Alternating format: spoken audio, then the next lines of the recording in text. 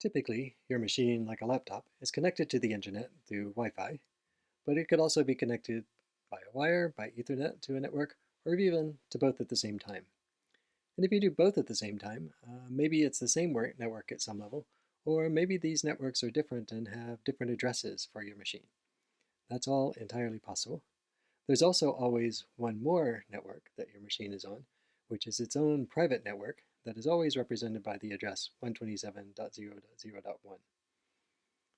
These different networks that your computer can reach are all associated with different interfaces. So on a Mac, EN0 corresponds to using Wi-Fi, and probably EN1 if you plug in the first Ethernet wire, and LO0 corresponds to the interface that's the machine's local network, and that stands for loopback. So the loopback device or interface lets a computer talk just to itself, while these other interfaces can get to other networks. If you are connected to multiple external networks like this, then which one does the computer pick when you try to connect to a web server, say? Well, there are different rules and policies possible, and they're implemented by the operating system by default in different ways, like maybe macOS chooses to use a wire first if it's available and it can reach the destination. Or maybe it tries multiple ones and see which one connects first.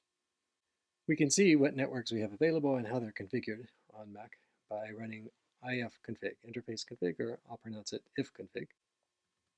Here I have a terminal, and if I run ifconfig, then I see a bunch of different devices with names like U21, U20, and so on.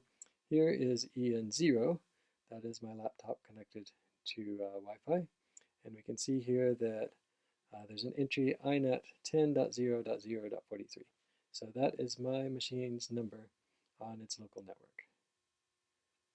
There's also, up here at the top, LO0 interface, and that has the address 127.0.0.1, just like we expected.